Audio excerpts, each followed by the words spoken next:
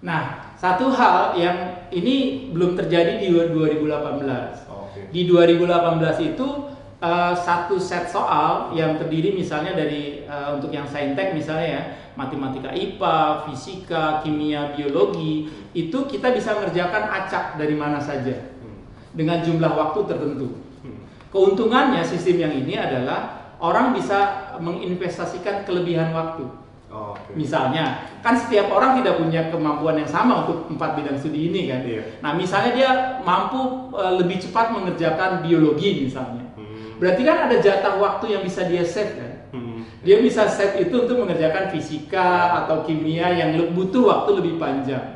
Nah, artinya kemungkinan banyak soal yang bisa dia selesaikan jauh lebih banyak. Oke. Karena tadi kan nggak mungkin mengerjakan matematik cuma 1 menit. Apalagi kalau yang sekarang kan nggak bisa begitu gitu. Jadi sekolah sekarang itu sudah dibatasi berdasarkan waktu-waktu yang ada. Nah, NF itu udah menyediakan sebenarnya. Pertama, NF itu punya yang namanya strategi 4 kuadran. Oke. Jadi ketika kita menjawab sebuah soal, di kepala kita sudah harus nyambung nih. Ini kuadran yang mana? Nah, kuadran 1 kah atau kuadran 2? Nah, mengenai kuadran 1 atau kuadran 2, adik-adik bisa masuk atau bisa datang ke lokasi NF untuk bicara-bicara sekaligus juga daftar kali gitu ya. Nah, berarti kenapa ini penting? Karena NF itu dengan 4 kuadran itu sudah bisa memetakan mana soal-soal yang kategori mudah, mana soal-soal yang kategorinya sulit. Berarti kalau dia sudah tahu ini kuadran 1, dia harus ngerjakan itu. Kalau di kuadran yang lain misalnya, mungkin dia bisa skip kan gitu. Sehingga nanti baru kita kerjakan di akhir ketika masih ada waktu dan segala macam. Kurang lebih seperti itu. Nah, karena kita sudah tahu kapan kita skipnya, kapan kita kerjakannya, berarti kan waktu kita lebih efektif, lebih efisien. Dan kemudian ketika kita bicara lebih efektif waktunya, pemanfaatan waktunya, waktu kita untuk mengerjakan yang kategorinya lebih sulit mungkin agak bisa lebih panjang kan. Sehingga kalaupun kita misalnya terpaksa menembaknya tidak 1 di antara 5, tapi 1 di antara 2 kan, gitu kan lebih enak peluangnya kan. Sedikit ya, kurang lebih seperti itu gitu. Nah, itu poinnya. Jadi ketika kita dalam mengerjakan, scanning kita itu diplot di 1 bidang studi. Nah, kedua yang kita dapatkan dari NF juga adalah proyeksi probabilitas keunggulan kita dengan modal kita dari hasil tryout atau UTBK kita, itu kira-kira prodi mana yang peluangnya besar. Karena sebenarnya kalau dalam bahasa kompetisi ini bedanya tidak cuma pengaruh faktor dari individu, tapi juga prodi yang dipilih. Jadi boleh kita katakan sebenarnya hampir semua orang itu bisa dapat PTN. Tinggal masalahnya cocok nggak dia dengan dalam tanda kutip ya, harga dia dengan harga prodi yang diminta.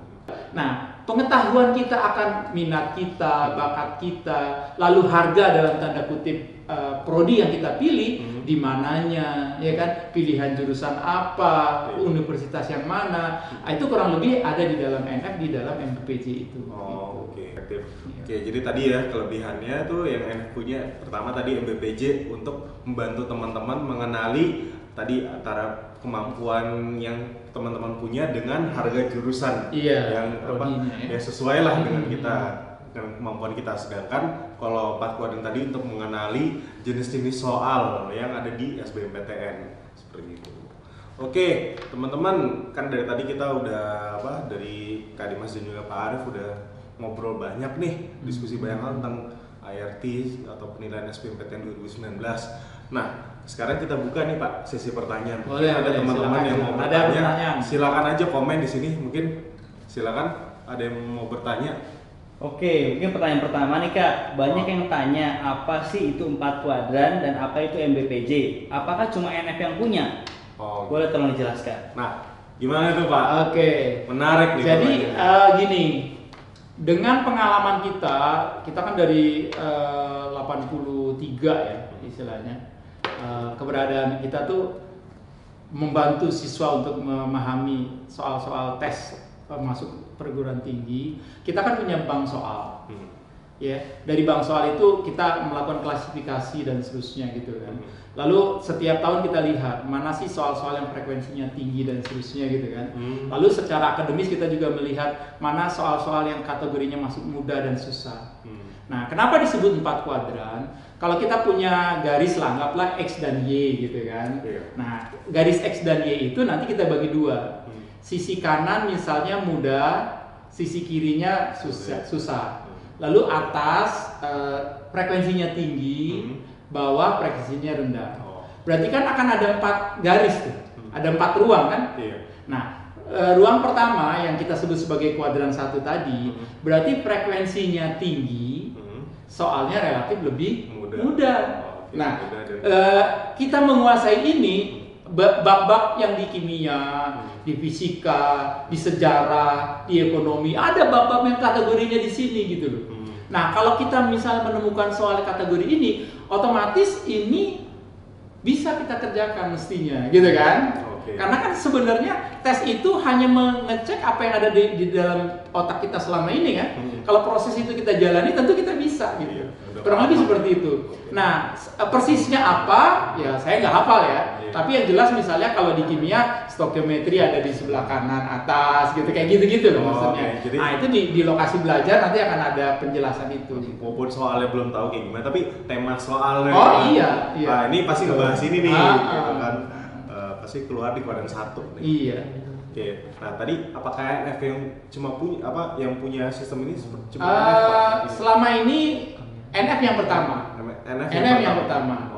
Makanya kalau misalnya ada yang nanti kita bisa lihat jejak ininya kan, jejak digitalnya gitu kan. Kalau ada yang mengatakan ada 4 kuadran, oh berarti dia follower. Karena ya tadi kita buat dari data-data bank soal yang udah kita punya gitu. Akhirnya bisa diidentifikasi soal ini nih di kuadran mana nih. Tadi termasuk 4 kuadran itu tidak cuma digunakan saat dia tes. Saat dia belajar juga bisa digunakan kan. Salah satu pertanyaan yang sering muncul ke saya, karena saya juga sebagai pengajar, itu seringkali, Kak, kita kan cuma punya waktu 1 bulan nih. Apa saya harus belajar pelajaran kelas 10 sampai kelas 12? Berapa banyak babnya? Nah, itu juga analisis 4 kuadran itu juga bisa digunakan. Kurang lebih seperti itu. Terus juga, wah berarti ini 4 kuadran ini juga berguna kali untuk teman-teman yang mau ngambil IPC. Ya, betul. Nah, karena dia bisa di kuadran 1 saja, itu sudah 60% soal bisa dia jawab. Oh, jadi dia fokus mungkin kuadran 1. Kalau dia udah merasa bisa dengan kuadran 1, kan kita bicara prioritas. Bagusnya bisa ngerjain semua. Tapi kan siapa sih yang bisa mengerjakan semua dalam waktu singkat? Nah, fokusnya di kuadran 1, kalau sudah bisa ke kuadran 2 dan seterusnya gitu. Nah, itu ya teman-teman perlu dicatat tuh. Pagi buat teman-teman yang masih belum bergabung lah istilahnya, Fikri segera bergabung karena datang ke lokasi karena tadi dengan keunggulan yang NF punya ini bisa membuat teman-teman jauh lebih siap lah menghadapi SBMPTN. Termasuk dalam hal pembuatan soal di problem set, di tryout segala macam itu mengacu ke sana gitu. Jadi kita benar-benar terlatih. Makanya sekarang gini, kalau orang kenapa sih lama mengerjakan soal? Karena dia nggak tahu roadmap-nya. Ini mau kemana sih gitu kan? Tapi kalau dia sudah terbiasa dengan itu, ini jalan yang kesini nih. Berarti kan sudah lebih kebayang gitu kan bagaimana proses. Nyambungnya kemana nih? Kurang lebih seperti itu. Oke, kemudian terjawab ya sama yang tadi pertanyaan. Ada lagi pertanyaan? Oke, salah satu pertanyaan tadi masih sering muncul adalah, jadi kalau misalkan staff gak bisa ngerjain, baiknya nih dikosongin kah atau diisi atau bagaimana? Staff di mana? Silakan Pak. Saya udah tahu sih jawabannya. Cuman kalau saya kan kurang nih, takutnya ini apa sih Kak Dimas nggak jelas jawabnya. Ya, sebenarnya apa yang saya sampaikan itu juga disampaikan oleh panitia.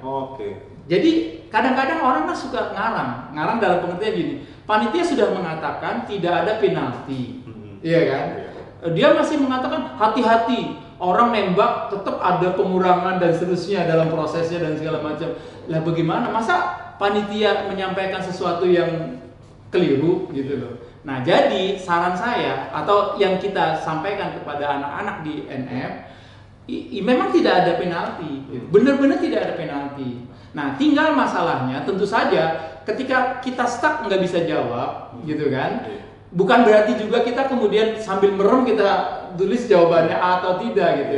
Kita coba bisa lakukan dengan dari 5 pilihan itu mana kira-kira yang tidak logis. Kita bisa coret mana yang kira-kira tidak tepat, sehingga nggak 5 yang ini, kita bisa mengurangi sehingga tinggal 2. Oh, milih di antara 2 kan jauh lebih besar peluangnya. Atau pilih di antara 3 itu mana yang benar kan gitu. Jadi tetap usahakan dijawab semua gitu.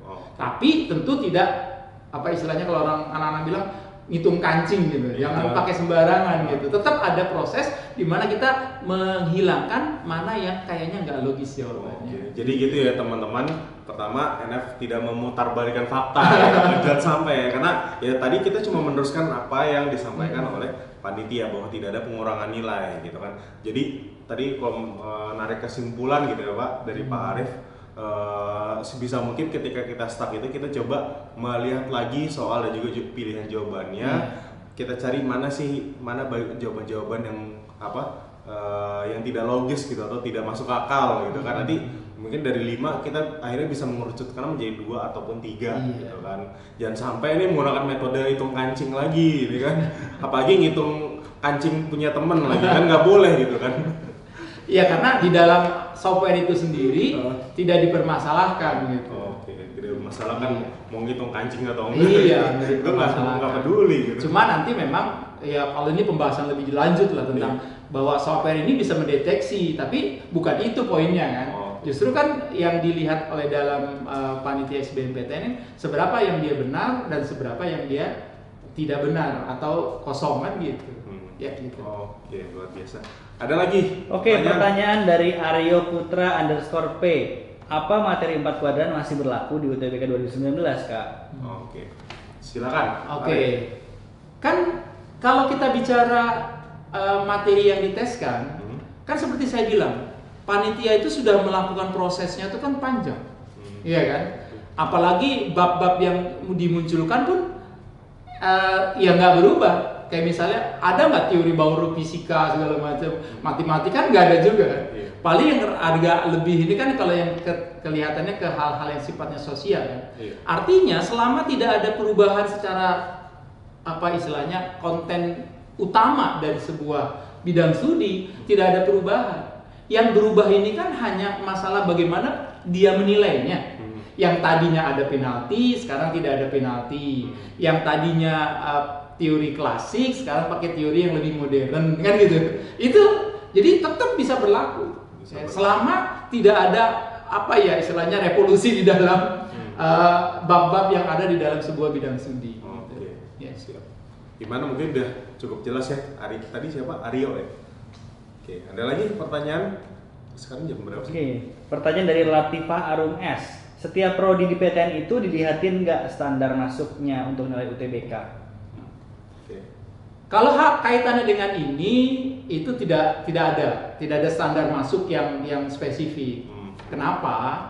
Karena kan setiap tahun ya dari setiap bidang studi itu bisa berbeda. Misalnya ada suatu keadaan di mana misalnya sebuah jurusan favorit di tahun tertentu, tapi di tahun yang lain belum tentu itu jadi favorit. Apa sih bedanya dia favorit dengan tidak favorit? Bedanya adalah kalau favorit kan berarti akan banyak orang yang masuk, artinya akan banyak pesaing, dan persaingan untuk yang favorit biasanya kalau ibarat jawara yang udah punya kemampuan kan nggak mungkin kalau dia biasa-biasa masuk ke yang tinggi tadi kan. Nah sehingga menjadi agak susah. Artinya harganya jadi kalau bahasanya harga lelangnya tinggi kan gitu. Nah, tapi secara range tentu tidak akan ada hal yang sangat jomplang atau kalau bahasa Indonesianya tuh sangat fluktuatif. Misalnya contoh gampangnya aja kedokteran UI lah misalnya. Walaupun setiap tahun ya standarnya tidak terlalu jauh gitu loh, nggak bakalan dia jauh kan gitu loh. Nah untuk beberapa bidang studi atau prodi-prodi yang sudah seperti itu, relatif bisa kita katakan turun naiknya tidak tinggi. Tapi untuk universitas atau jurusan yang baru, universitas yang baru akan ada mungkin. Tapi persisnya berapa tidak panitia sendiri tidak merilis. Nah, kita dalam MBPJ itu bicaranya rentang. Kelompok mana? Jadi lebih kepada rentang, bukan angka persis. Gitu. Oke. Nah, tadi kan tidak ada sesuatu yang pasti gitu. Iya. Nah, ini nanti pembahasan yang tentang MBPJ mungkin lebih banyak di YouTube lah ntar. Kalau di sini kan kita agak nggak terlalu bebas menyampaikan data-data spesifiknya. Karena nggak bisa mendisplay juga ya. Iya. Jadi teman-teman tadi terutama yang mau bahas jurusan ya, MBPJ ini teman-teman bisa nonton di YouTube channel YouTube kita yaitu Bimbel Nurul Fikri. Sekali lagi Bimbel Nurul Fikri, jangan lupa di subscribe ya untuk tahu informasi-informasi lanjut tentang ya tadi MBPJ atau info jurusan atau malah SBMPTN atau malah materi-materi soal lain. Gitu deh. Ada lagi pertanyaan? Mungkin terakhir kali ya, pertanyaan terakhir. Satu pertanyaan terakhir nih kita buka nih. Ayo. Ada yang mau bertanya? Kak, pertanyaan dari Kodri Khalid 17. Kak, apakah benar tahun ini UTBK ada waktu per pelajaran? Oke, silakan Pak Arif. Ya, mungkin siapa namanya Kodri ya? Mungkin baru ikut join, baru ya. Join. Di awal tadi di tengah-tengah pembicaraan kita sudah mengatakan bahwa sekarang itu memang agak berbeda dari sisi alokasi waktunya. Jadi setiap subtes itu ada alokasi tertentu dan itu tidak bisa diintervensi.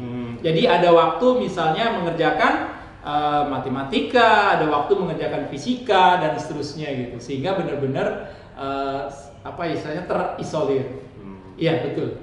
Berarti ada ya waktunya untuk setiap pelajaran. Ya mungkin itu saja untuk sesi Instagram Live pada malam ini. Nanti teman-teman bagi yang mungkin kelupaan atau ketinggalan nontonnya bisa nonton di channel YouTube kami. Kalau misalkan teman-teman ada yang mau bertanya gitu untuk terutama terkait item respon teori ini yang belum terjawab gitu kan, teman-teman bisa ngisi form yang ada di link ini. Nah, ini ya. Nah, ini bisa dicatat, nanti bakal dipost juga di postingan di Instagram kita. Sekali lagi bit.ly/ garis pertanyaan IRT di huruf kecil semua. Untuk kalau teman-teman masih ada yang mau bertanya tentang materi pada malam hari ini, yaitu IRT. Kan masih ada 2 jalur lagi ya Pak, SBMPTN dan juga mandiri gitu. Nah makanya itu untuk mempersiapkan lebih lanjut untuk SBMPTN 2019 ini, nah makanya buruan nih daftar super intensif 2019 dari Bimbel Nurul Fikri. Masih bisa kok untuk teman-teman daftar. Kalau mau daftar langsung aja di klik isi form yang ada di link ini. Nanti bakal di-share juga di konten Instagram kita tadi bit.ly garis miring daftar SI 2019 gitu ya. Sekali lagi bit.ly garis miring daftar SI 2019. Ini untuk daftar ya. Sedangkan tadi kalau untuk pertanyaan tentang IRT teman-teman bisa nanya di sini dan nanti di sesi selanjutnya akan kita bahas lagi ya Pak. Insyaallah. Oke. Nah, mungkin itu saja Pak Arif untuk sesi pada malam hari ini. Semoga teman-teman di sini juga bisa dapat gambaran lebih jelas ya Pak tentang sistem IRT ini untuk SBMPTN 2019. Mungkin dari Pak Arif ada closing statement gitu. Terima kasih buat teman-teman NF ya dan sahabat juara yang sudah mengikuti IG Live kami. Yang jelas buat kita penting untuk mengetahui bagaimana aturan main sebuah kompetisi. Kita bisa tahu bahwa SBMPTN ini kan sebenarnya sebuah kompetisi. Aturan main sebuah kompetisi kalau dalam pertandingan olahraga itu tentu berbeda antara satu dan yang lain. Kalau saya boleh ibaratkan, kalau main basket nggak boleh pakai kaki, ya kan? Harusnya pakai tangan.